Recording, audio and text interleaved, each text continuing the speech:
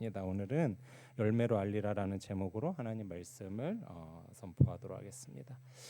제가 나온 고등학교는 제가 살던 지역에서 꽤 유명한 학교였습니다. 그래서 지금도 그 서울대를 많이 보낸 학교 탑5 안에 들어가는 그런 이제 명문 사립 학교였는데 유명한 지역에서 유명한 명문고답게 입학한 첫날부터 이 야간 자율학습이 있기 시작해서 저 때의 이야기지만 토요일에도 오라 그래가지고 이제 공부를 시키고 고등학교 2학년 이제 2학기가 되니까 주일도 부르더라고요. 그래서 이제 일요일에도 가서 수업을 듣고 자율학습을 하고 이제 하였습니다.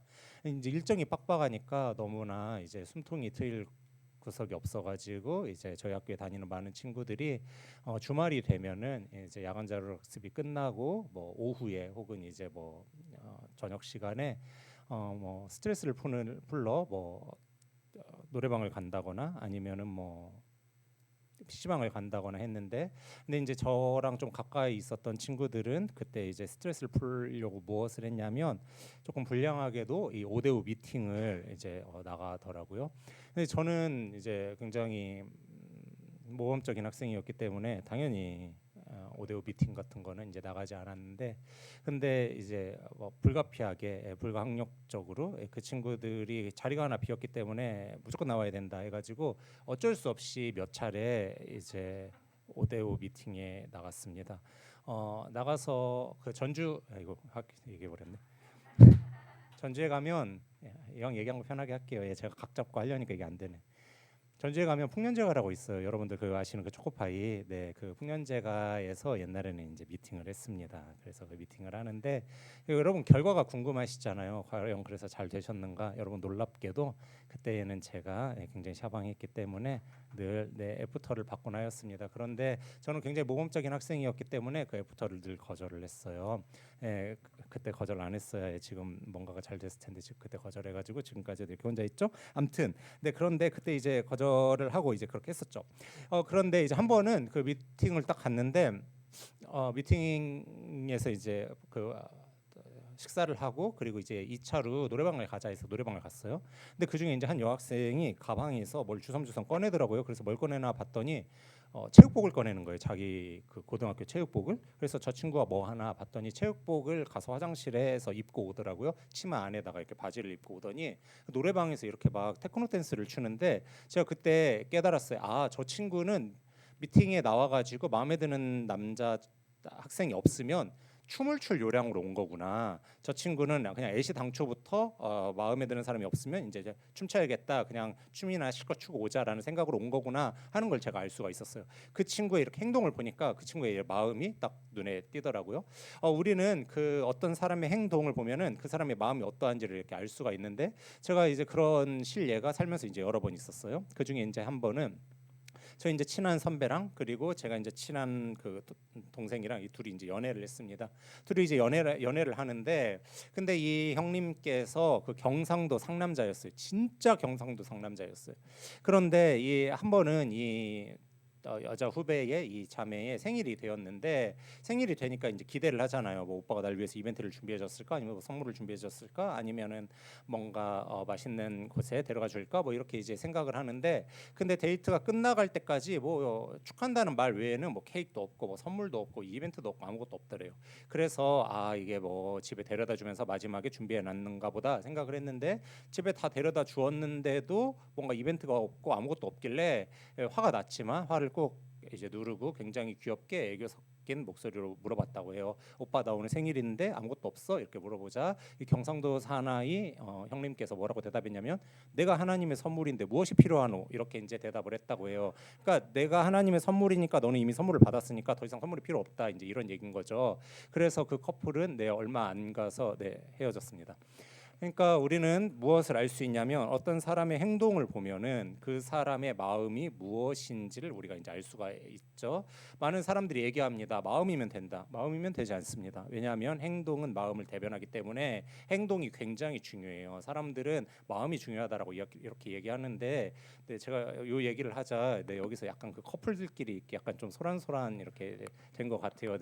남자 분들은 회개하시고 선물을 좀 준비하셔야 될 것 같아요. 아무튼 그래서 이 마음도 중요하지만 이 행동도 굉장히 중요한 겁니다. 행동을 통해서 마음을 알 수가 있는데 그것을 우리 인간 사회에서만 얘기하는 게 아니라 성경에서도 이야기하고 있습니다. 우리는 보통 어떤 생각을 좀 극단적으로 가지고 있는 경향이 있냐면 믿음으로 구원을 받기 때문에 행동이 중요하지 않다라고 이렇게 생각을 하는 경향이 있는데 그렇지 않고 행동 굉장히 중요합니다. 그 행동이 굉장히 중요하다라는 것을 보여주는 대목이 오늘 읽은 마태복음 25장인데 사실 마태복음 25장을 다 읽어야 됩니다. 그런데 마태복음 25장을 다 읽으면 여러분들께서 날씨도 덥고 지금 여기도 더운데 이거 읽다가 열오르실 것 같아서 제가 그러면 그냥 34장부터 34절부터 그냥 46절까지만 이제 읽는 것으로 했는데 오늘 보기는 전부 다 보도록 하겠습니다. 마태복음 25장을 다 볼 텐데 마태복음 25장은 총 세 가지의 비유로 되어 있어요. 그래서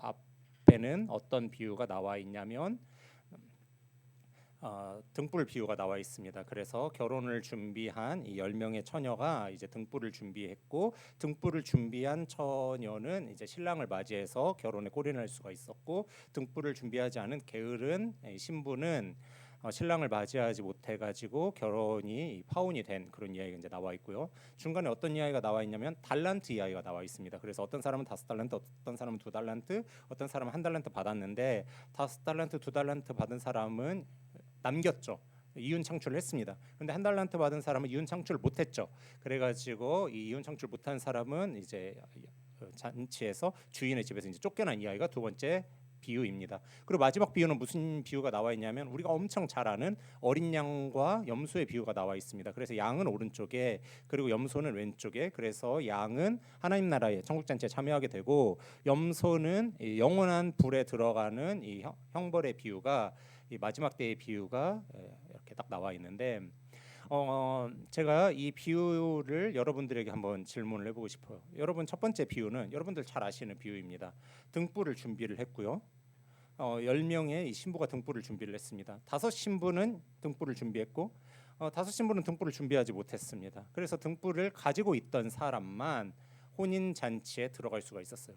옛날에는 어떤 그 이스라엘에서는 어떤 그 신랑과 신부가 이제 쉽게 얘기하면 약혼 관계를 먼저 합니다. 약혼 관계를 먼저 하면 이들의 결혼은 사실상 성사가 된 거예요. 마지막 관문으로 무엇만 남았냐면 이제 살 집을 다 준비한 그 남편이 밤에 이제 이스라엘 더우니까 밤에 신부를 데리러 옵니다. 그러면 신부는 등불을 준비해 가지고 나가서 신랑을 맞이하면 이제 그 결혼이 이제 성사가 되는 건데 집을 다 준비를 해가지고 온 남편을 이 신부가 마중 나가지 않으면 그것은 굉장히 큰 문제가 되고 이제 파혼까지도 되고 그 이야기가 이스라엘의 여러 이 고대 그 문헌들에 기록이 되어 있을 정도로 이게 되게 우리는 이해할 수 없는 아주 독특한 이제 결혼 그 관습인데 여기 보면은 10 신부 중에 5 신부는 준비를 했단 말이에요. 그래서 결혼에 골인을 했고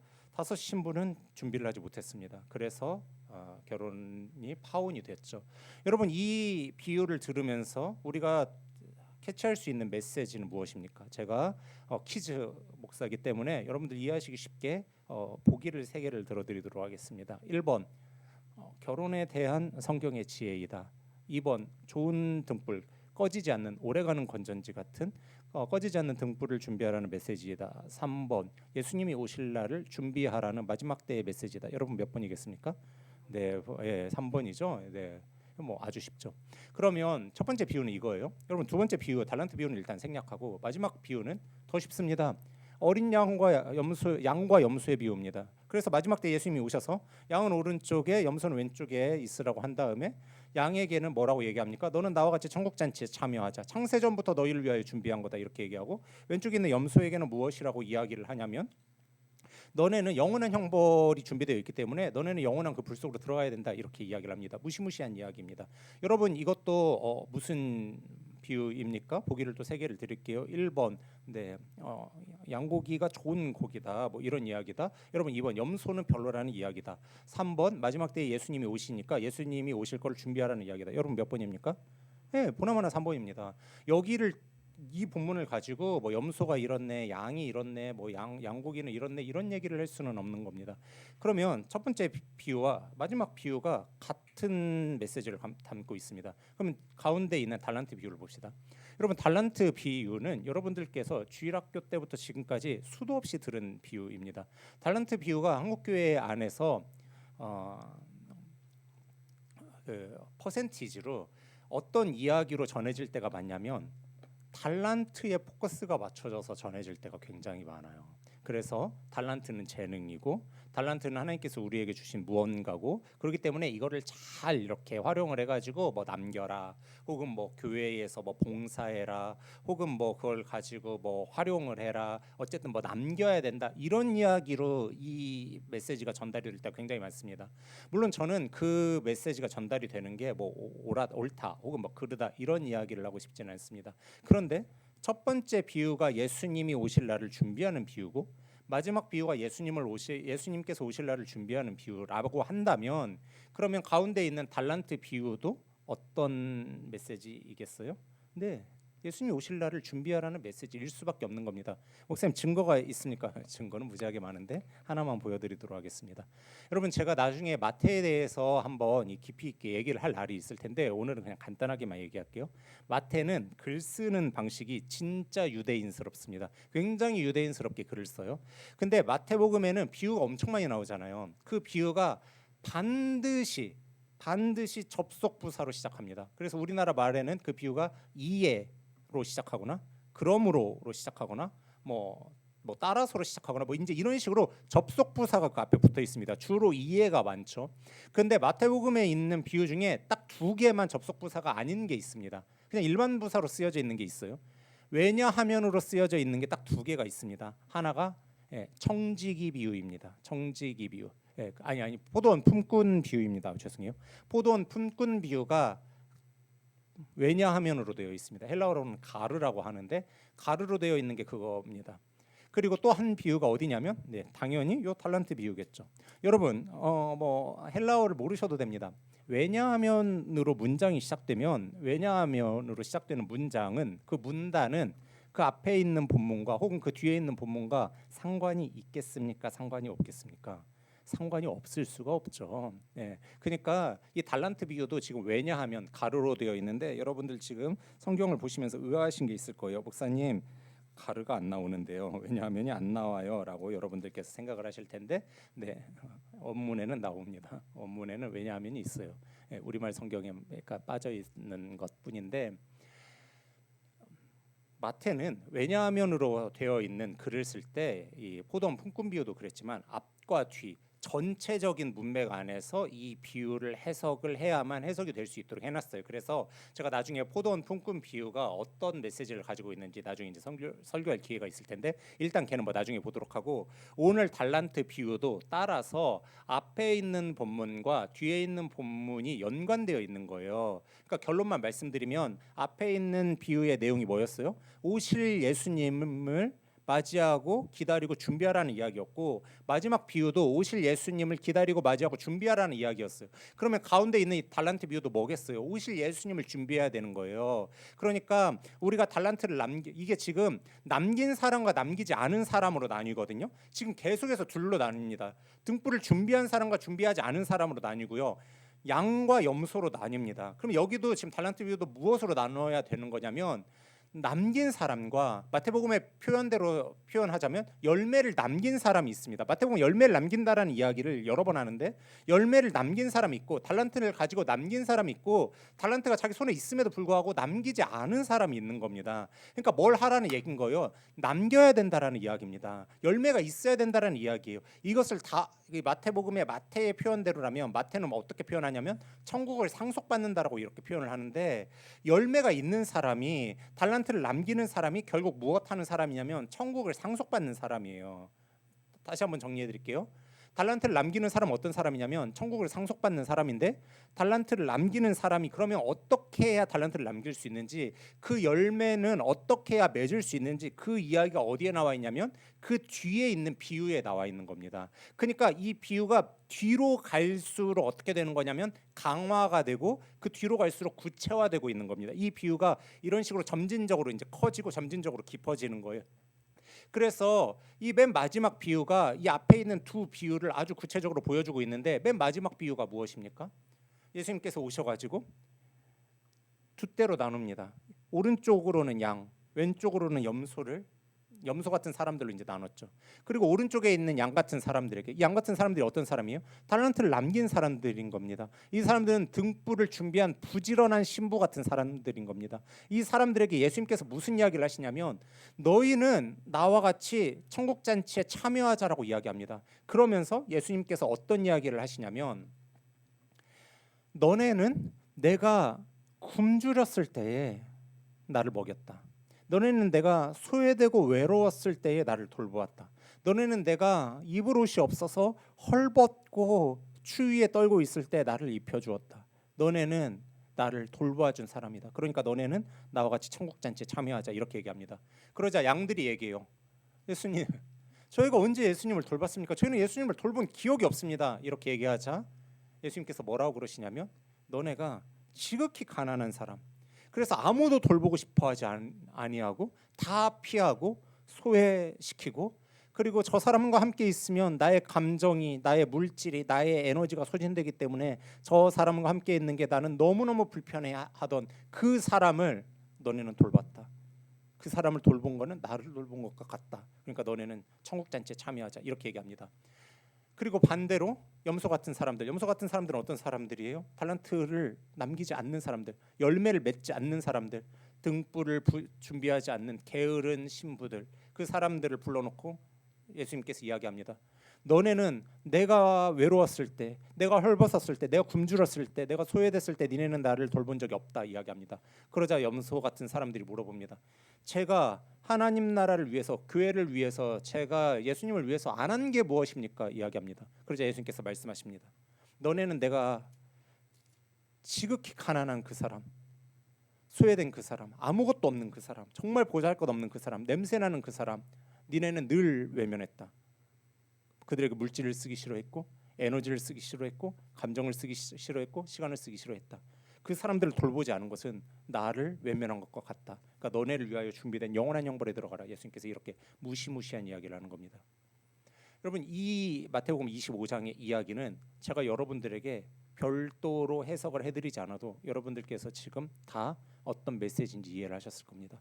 여러분, 우리가 천국 백성이 되려면, 하나님 나라를 상속받으려면, 우리가 달란트를 남긴 사람이 되려면, 우리가 예수님이 오실 날을 준비하며 등불을 가지고 예수님을 맞이할 준비가 된 부지런한 신부가 되려면, 우리가 양이 되려면 무엇을 해야 된다는 얘기입니까?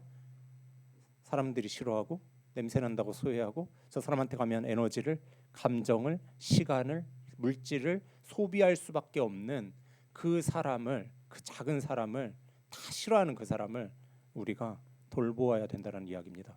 돌보지 않으면 그 사람은 하나님 나라를 상속받은 사람이 아니라는 무시무시한 얘기를 하고 있는 겁니다. 제가 이렇게 설교를 하면 여러분들께서 이제 이런 의구심이 드실 수가 있습니다. 목사님, 제가 20몇 년 교회를 다니면서, 아니 행위로 구원을 받는 게 아니라 믿음으로 구원을 받는다라고 들었는데, 목사님께서 지금 하시는 이야기를 들어보면은 우리의 행위를 보면 저 사람이 구원받은 사람인지 구원받은 사람이 아닌지가 구분이 된다라고 했는데, 목사님 그거는 조금 이 논란의 소지가 있는 발언 아닙니까? 라고 여러분들께서 질문을 하실 수도 있을 것 같아요.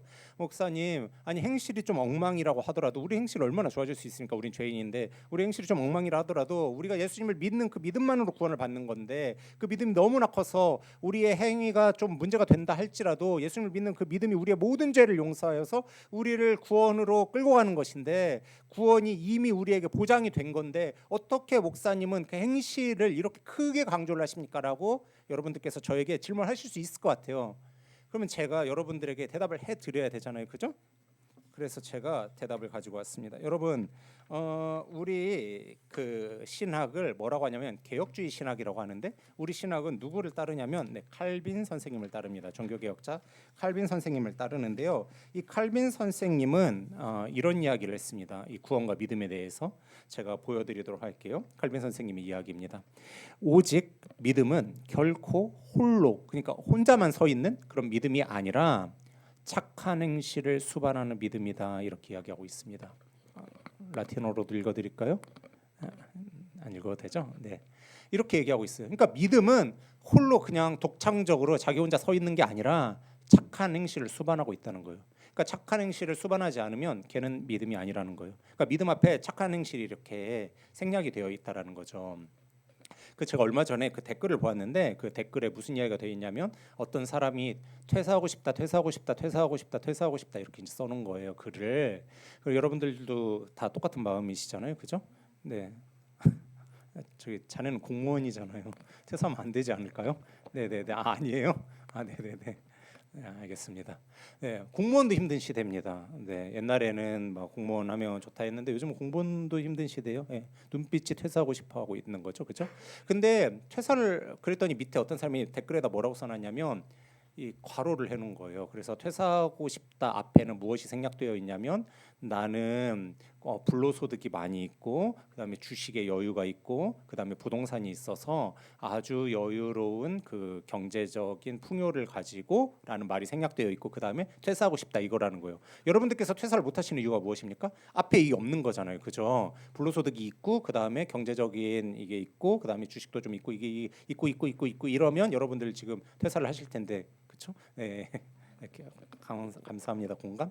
근데 여러분들께서 못 하시는 이유가 뭐예요? 이 앞에 이게 이제 생략되어 있잖아요, 그죠? 그러니까 여러분들께서 이 버릇처럼 얘기하는 퇴사는 못 하면서 계속 퇴사하고 싶다, 퇴사하고 싶다, 퇴사하고 싶다 얘기하는 거는 사실 그 앞에 이게 이제 생략되어 있는 건데, 이거를 하면은 이 얘기까지 하면은 너무 길어지고, 그 다음에 잘 전달도 안 되고, 이 감정을 표현하는데 잘 표현이 안 되니까 그냥 압축해가지고 퇴사하고 싶다 이렇게 되는 거잖아요, 그죠? 그것처럼 우리와 구원과 믿음에 대한 이야기도 사실은 착한 행실을 수반하는 믿음인 겁니다. 근데 이것을 그냥 줄여가지고 오직 믿음이라고 이렇게 이제 표현을 하고 있는 거죠. 그래서 우리 교단의 공식적인 이 교리를 여러분들에게 보여드릴 텐데, 우리는 이론적 은총이 아닙니다.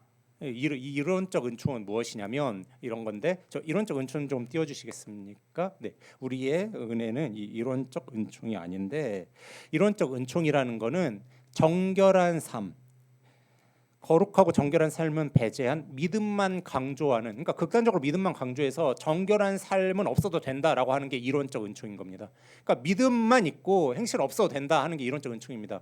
이거는 우리 교단에서 따르는 게 아닙니다. 우리 교단에서 따르는 건 이중적 은총입니다. 그래서 행실을 수반하는 믿음인 겁니다. 그러니까 여러분들께서 믿음이라고 할 때는 행실을 배제하는 게 아니에요. 행실을 따르고 있는 겁니다. 여러분 당연하지 않습니까? 제가 아까 무슨 얘기를 했어요. 연애를 할 때도 남자와 여자가 서로 사랑을 할 때도, 아니 행동이 엉망인데 사랑한다라고 말로 하면 그걸 여러분들께서 믿을 수 있습니까? 여러분, 제가 여러분들에게 맨날 제가 청년들 너무나 사랑합니다, 저는 여러분들을 위하여 저의 뭐 삶을 뭐 바쳤습니다, 저는 앞으로 결혼을 하지 않을 겁니다, 여러분들과 결혼했기 때문에 저는 결혼 필요 없습니다, 이런 얘기를 만약에 했다 손 쳐봐요. 근데 제가 말은 그렇게 해놓고 여러분들에게 신방 한 번 안 하고 전화 한 번 안 하고, 예? 다운이가 무엇을 하든 뭐 저기 뭐야, 희원이가 대학원을 가든 취업을 하든 그냥 관심도 없고, 그냥 너는 알아서 살아라, 나는 나의 삶을 살게, 이렇게 하면은 여러분 그게 여러분들을 진짜 사랑하는 거라고 볼 수 있어요? 아니지 않습니까? 여러분을 진짜 사랑하면 제가 뭘 해야 돼요? 여러분들에게 전화도 하는 거고, 여러분들이 관심을 가지고 저기 코로나에 걸렸다고 그러면은 뭐 아프냐, 나도 아프다, 뭐 이렇게 그 아픔을 공감해주고, 이래야 이게 이 아다리가 맞는 거잖아요, 그죠? 그런데 제가 여러분들을 사랑한다라고 말하면서 행실이 뒷받침되지 않으면 그건 사랑하는 게 아니잖아요. 사랑하면 반드시 드러나기 마련이지 않습니까? 그러니까 우리가 예수님을 사랑한다고 할 때도 똑같아요. 여러분께서 예수님을 사랑하시면 예수님이 하시는 이야기에 귀 기울일 수밖에 없고, 그 행실을 여러분들이 따를 수밖에 없는 것 아니겠습니까? 행실이 없는 믿음이 어떻게 올바른 믿음이라고 할 수 있겠습니까?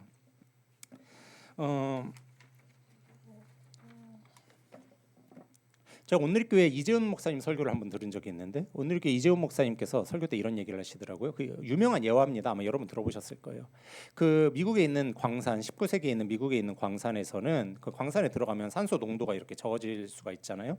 그리고 이제 일산화탄소 농도가 이제 높아지면 사람이 어떻게 됩니까? 의식을 잃고 쓰러지고 이제 죽을 수도 있으니까 그 일산화탄소의 농도를 측정하는 측정기가 당시에는 없어서 어떻게 그 리트머스 시험지를 가지고 들어갔냐면 이 카나리아라고 하는 새를 가지고 들어갔다고 해요. 이게 실화라고 합니다. 제가 이제 찾아봤어요. 근데 카나리아라고 하는 새를 가지고 들어가요. 그래서 이렇게 열심히 그 광산에서 일을 하다가 카나리아라고 하는 새가 죽으면 얘가 가장 예민하고 가장 민감하고 가장 약한 존재이기 때문에 얘가 죽으면 지금 일산화탄소 농도가 높고 산소 농도가 적은 거예요. 그러니까 빨리 광산에서 나가서 산소를 흡입하지 않으면 광부에 있는 광부들도 광산 안에 있는 광부들도 다 위험한 겁니다. 그러니까 얘가 리트머스 시험지인 거예요. 이 카나리아가.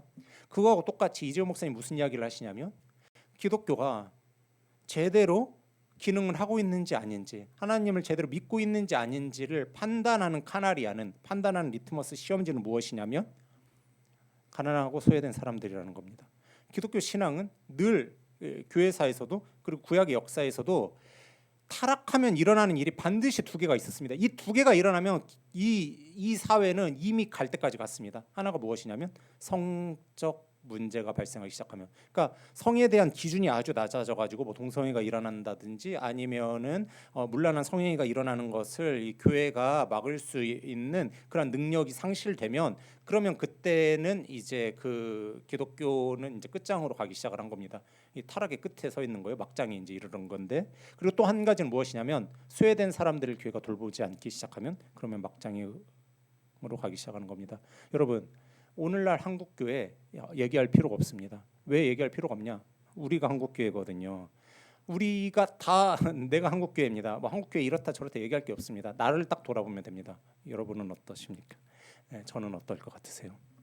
여러분 사실 저는 이 설교가 늘 되게 부담되는 설교예요. 왜냐하면 믿음에 대한 이야기를 하면서 행실에 대한 이야기를 하려면 여러분 저도 설교자로서 이 행실을 굉장히 신경을 써야 되고 여러분 한 분 한 분도 이것을 따르는 일이 결코 쉽지 않습니다.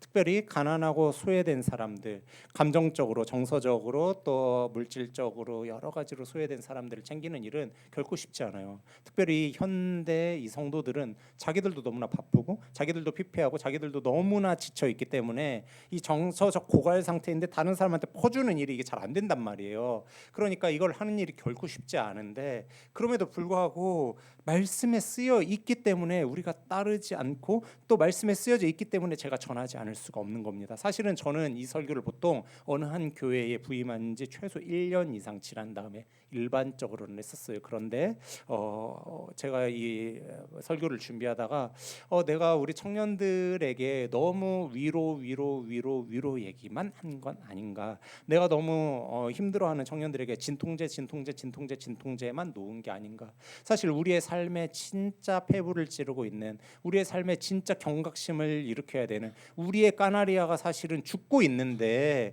근데 내가 이것을 보고 있으면서도 제대로 된 메시지를 전하지 않고 있는 것은 아닌가 싶어서 오늘 이 말씀을 가지고 왔습니다. 여러분들께서 받아들이시기에 조금 무겁다 하더라도 오늘 이 말씀을 듣고 우리가 좀 한 발자국 더 힘을 내보았으면 좋겠습니다. 한 발자국 더 가난하고 소외된 사람들을 위해서 노력을 하였으면 좋겠는데, 여러분들 그 필립 얀시라고 하는 영성가 아십니까? 필립 얀시라고 하는 영성가가 쓴 무수히 많은 책이 있죠. 아마 여러분들도 댁에 가셔서 보시면 굉장히 많은 책들을 보실 수 있으실 텐데, 굉장히 유명한 책이 어떤 책이냐면 하나님 당신께 실망했습니다라는 책이 아주 유명한 책입니다. 한 번 정도 읽어보실 만한 책인데, 필립 얀시가 한 번은 실제로 겪었던 일이에요. 시카고에 있는 자기 친구 목사님하고 이 식사를 하는 자리가 있었어요.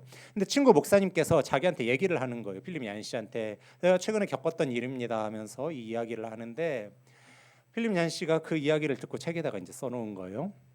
이 친구 목사님께서 시카고에서 이제 상담 일을 하고 계시는데, 하루는 누가 왔냐면 이제 보통 그 직업 여성이라고 하는, 그냥 좀 안 좋은 표현인데 이 매춘 일을 하시는 어떤 이 나이가 많이 드신 여성분이 이제 오셨어요.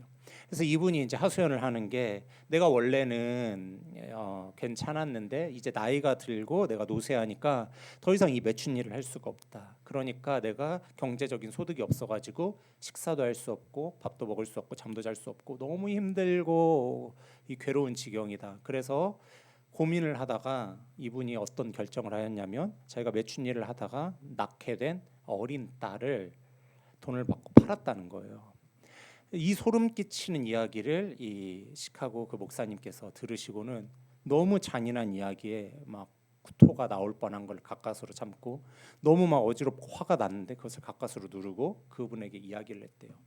아니 그렇게 어렵고 그렇게 힘들고 그렇게 괴로우면 교회에 가서 도움을 요청하시지. 교회에 가면 여러분을 위해서 당신을 위해서 먹을 것을 입을 것을 잘 곳을 준비해 주었을 텐데 왜 교회에 가지 않고 있습니까? 라고 물어보자 그 나이 많이 드신 이 여성분께서 화를 막 내면서 교회에 가면 내가 세상에서 제일 비참합니다 라고 이야기를 하더래요. 근데 이 이야기를 책에 써놓은 필립 씨도 또 이 이야기를 설교 때 전한 저 이제 유기성 목사님 설교 때 이 이야기를 들었는데 유기성 목사님도 어떤 이야기를 하시냐면 이 이야기를 듣고 자기가 너무나 마음이 아팠다는 거예요. 근데 저도 이 이야기를 듣고 너무나 마음이 아팠어요. 왜 마음이 아팠냐면 저도 사역을 한 지 벌써 얼마가 됐냐면 10년이 뭐 많이 넘었죠. 많이 넘고 여러 교회에서 이제 사역을 했는데 한 교회에서 마지막 연말에 이 설교하면서 광고 시간에 어떤 광고가 나왔냐면 우리 교회가 긴급 구호 예산이 있다. 그래서 이 긴급 구호 예산이 적지 않게 이렇게 있는데 긴급 구호 예산을 몇 년째 아무도 사용하지 않는다. 성도님들 중에 형편이 어려운 사람들이 있으면 추천을 해달라. 성도님들 중에 형편이 어려운 사람이 있으면 나한테 와서 얘기를 해달라. 그러면 이 긴급 구호 예산을 써서 그분을 구제하겠다. 그분을 돕겠다. 그러기 위해 마련된 예산이다라고 이야기를 이제 하는 겁니다. 제가 그 이야기를 이제 들었는데 그래서 제가 막 부서 사역을 하다가 저희 학생 중에 한 명이 형편이 아주 어려운 학생이 이제 있었어요. 그래서 제가 이 학생의 이야기를 듣고 뭐 너무 형편이 어려우니까 이건 안 되겠다 싶어가지고 제가 이제 담임 목사님께 가서 말씀을 드렸습니다. 목사님 제가 이러이러합니다. 이야기를 했더니 교회에 이렇게 공식적으로 얘기를 하라는 거예요. 그래서 제가 교회에 공식적으로 이야기를 했어요. 그러자 교회에서 공식적으로 들려온 답변이 무엇이냐면 이게 너무나 씁쓸한데 참 창피한 얘기인데 그 예산이 이제 2월이 되지 않습니까? 이제 그 기간 안에 안 쓰면 넘어오면 그거를 늘 이렇게 쓰는 이 모 부서가 이제 있는 거죠. 그러니까 그 부서가 늘 그걸 가지고 이제 했던 거예요. 뭐 어떤 부서가 어떻게 썼는지는 잘 모르겠어요. 근데 어쨌든 쓰는 용도가 있었던 거예요. 그러니까 예산을 잡아놓기는 뭘로 잡아놓냐면 긴급 구호로 잡아놓고 이게 남으면 이제 딴 데다가 이제 쓰는 거죠. 그러니까 늘 그래 왔기 때문에 얘를 쓸 수 없다는 거예요. 왜냐면 얘를 쓰면 여기가 곤란해진다는 거죠. 제가 그 이야기를 듣는데 아니 이거는 생색내기밖에 더 되지 않나? 이럴 거면은 광고 시간에 얘기를 뭐 했나 싶더라고요.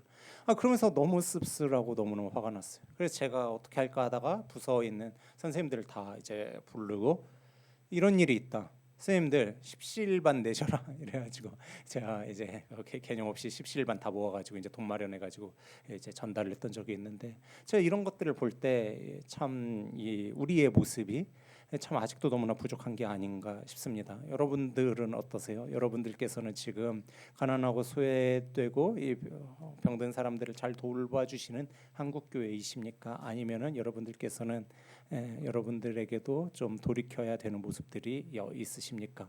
목사님 저는 경제적으로 여유롭지가 않은 사람입니다. 하더라도 여러분 괜찮습니다. 왜냐하면 오늘 본문의 이 이야기는 단지 경제적인 후원만을 얘기하는 것이 아니라 정서적으로 혹은 시간으로 혹은 에너지로 여러 가지로 여유가 있는 사람이 여유가 있지 않은 사람을 돌보아주란 이야기입니다. 로마서 15장 1절에 제가 굉장히 좋아하는 이야기가 있는데 어떤 이야기가 있냐면 강한 자는 약한 자의 약점을 담당해야 된다라는 이야기가 있습니다. 그게 뭐냐면 교회입니다. 교회는 강한 사람이 정서적으로 강한 사람이 물질로 강한 사람이 시간적으로 강한 사람이 혹은 에너지가 강한 사람이 약한 사람을 돌보는 게 교회인 겁니다. 그냥 받기만 하고 그런 게 교회가 아니라 내가 강하면 강한 걸 가지고 약한 사람들을 돌보아 주는 것이 그것이 교회입니다. 저는 여러분들에게 이 이야기를 이 강권을 하지 않을 수가 없습니다. 여러분 그 성경에 보면은 굉장히 재미난 표현이 있는데 제가 그 중에 한 곳을 보여드리겠습니다. 그것은 어디냐면 사도행전입니다. 여러분 사도행전 10장 4절인데 우리 잠도 깰 겸 우리 같이 읽어볼까요? 우리 같이 읽겠습니다. 시작. 고넬료가 주목하여 보고 두려워 이르되 주여 무슨 일입니까? 천사가 이르되 내 기도와 구제가 하나님 앞에 상달되어 기억하신 바가 되었으니. 네, 여러분 여기에 보면은 상달되어라는 말이 있는데 이 상달되어라는 말은 헬라어로 무네모시논이라는 굉장히 힘든 발음의 이제 헬라어인데 원래 얘는 원어가 있습니다. 이 원어가 무슨 원어에서 파생된 거냐면 기념비라는 말에서 파생이 된 거예요. 그러니까 지금 어떤 말을 하고 있는 거냐면 하나님께서 고넬료야 너의 기도가 내 앞에 와서 그게 나한테 기념비처럼 이렇게 있다 이렇게 얘기를 하는 겁니다. 여러분 기념비라는 것은 어떤 사람이 두고 보면서 소중히 간직하고 계속해서 보는 게 기념비 아닙니까? 많은 사람들이 보도록 하는 게 기념비 아닙니까? 근데 하나님께서 지금 너의 기도가 나에게 기념비와 같아라고 이야기하시면서 그 앞에 붙이고 있는 단어가 하나 있는데 그 단어가 무엇인지 한 번만 더 보여주실래요? 그 단어가 뭐예요? 구제예요. 구제. 기도만 상달된 게 아니에요. 뭐가 같이 상달된 거예요? 구제가 상달된 거예요.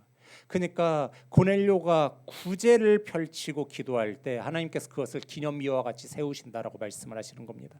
여러분 이와 유사한 본문을 제가 또 보여드리도록 할게요. 그게 어디냐면 시편 41편 1절입니다. 시편 41편 1절을 우리 한번 같이 읽어보도록 하겠습니다. 시작. 가난한 자를 보살피는 자에게는 복이 있으며 여호와께서 그를 건지시리로다. 가난한 사람을 돌보면 하나님께서 복을 내리시는데 그 복을 어떤 복이냐면 형편이 어려워지는 때에 여호와께서 그것을 기억하셨다가 돌보시는 복이라는 거죠. 그러니까 가난한 사람을 여러분들이 돌보시면 여호와께서 그것을 기억하셨다가 여러분들의 형편이 어려워지거나 여러분들이 곤란한 때가 되면 하나님께서 그것을 반드시 갚아주신다라는 이야기가 이 본문인 겁니다. 하나만 더 보여드릴게요. 이사야 58장 6절입니다. 이사야 58장 6절과 7절을 우리 같이 읽어보도록 하겠습니다. 시작. 내가 기뻐하는 금식은 또 줄인 자에게 내 양식을 나누어 주며 유리하는 빈민을 집에 들이며 헐벗은 자를 보면 입히며. 네, 하나님께서 기뻐하는 금식 어떤 금식이래요? 네, 줄인 자를 돌보아 주라는 거예요.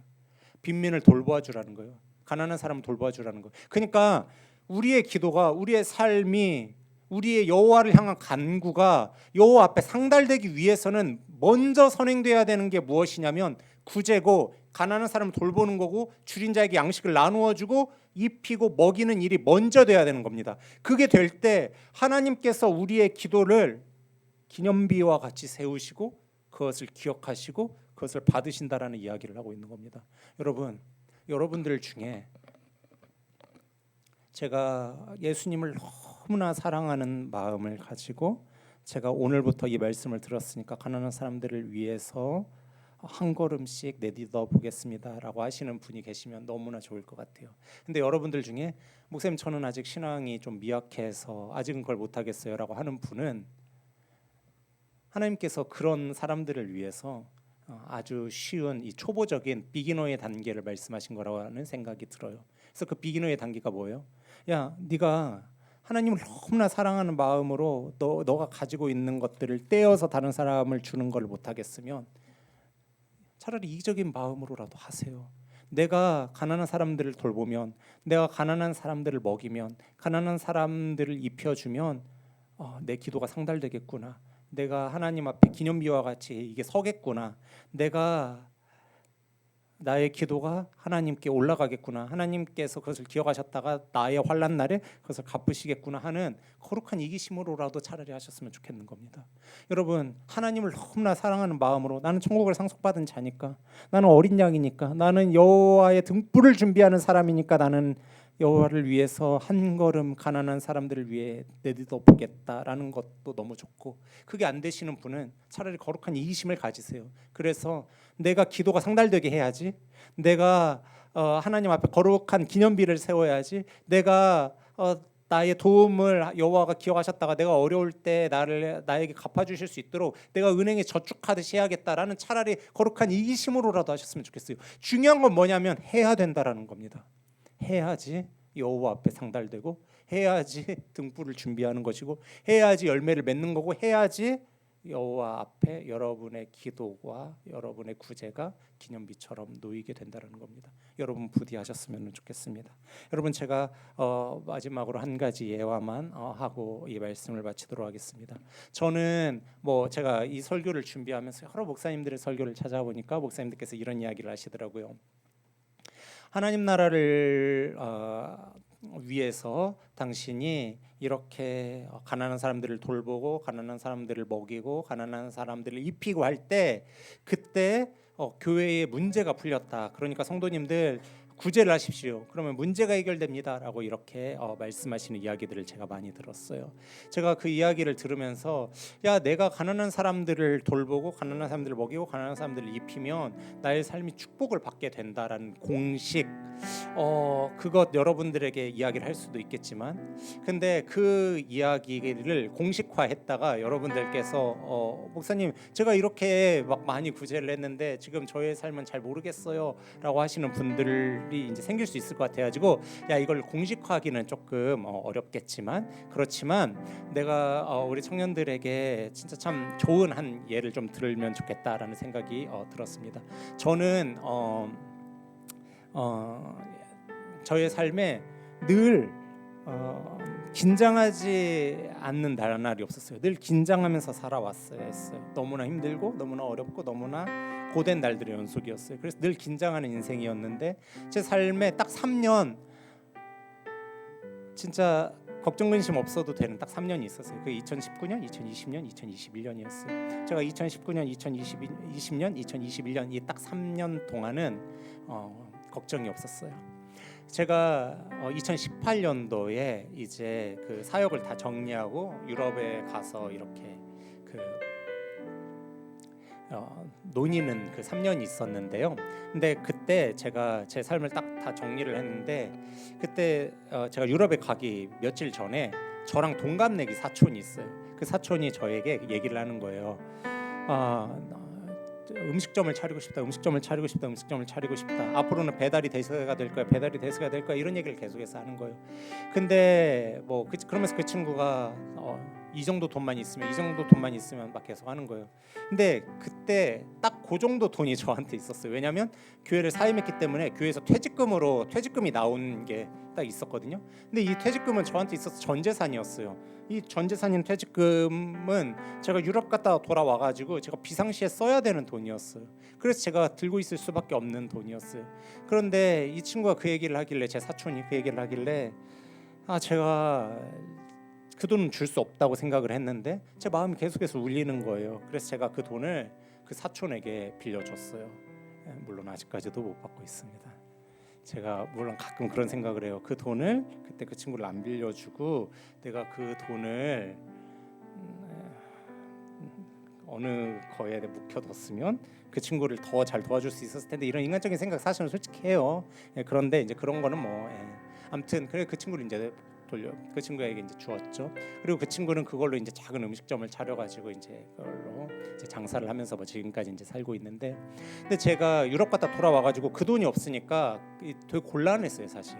근데 하루는 어느 나이 많은 저희 어머니 연배 어느 전도사님이 그 얘기를 듣더니 저한테 무슨 얘기를 하시냐면, 은광아, 하나님이 이제 너의 문을 여실 거야, 그 얘기를 하시더라고요.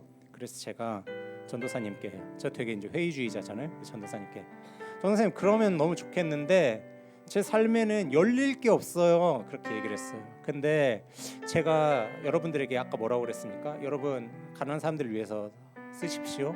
그러면 삶이 열립니다.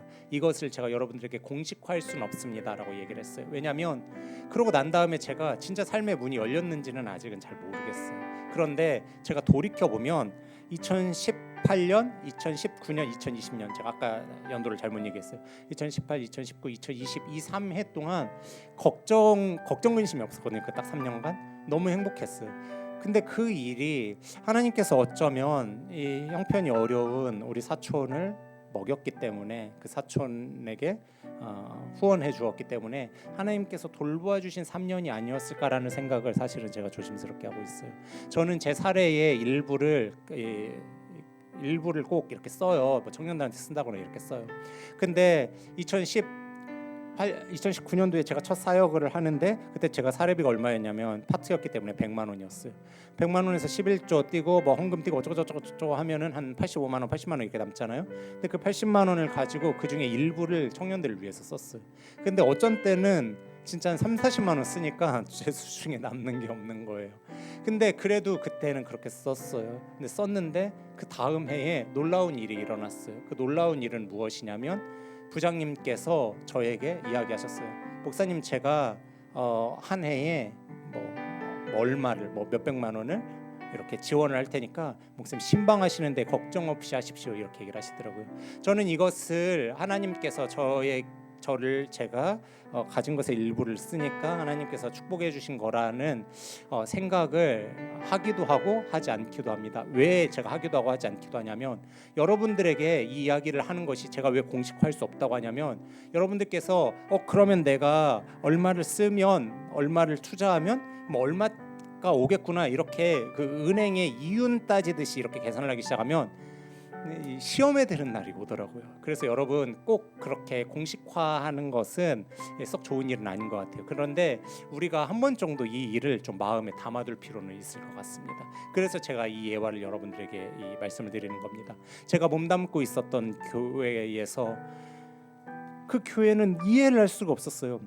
담임 목사님의 설교도 이해를 할 수가 없고 이해할 수 없는 거 투성이었어요. 왜 교회 방침이 저런지, 교회 행정은 왜 저런지, 교회 일은 왜 저런지 1에서부터 10까지 이해를 할 수 없었어요. 그런데 늘 그 교회를 보면 위태하면서도 늘 하나님의 은혜를 받고, 위태하면서도 늘 하나님의 사랑을 받고, 위태하면서도 늘 하나님의 돌보심을 입는 교회가 있었어요.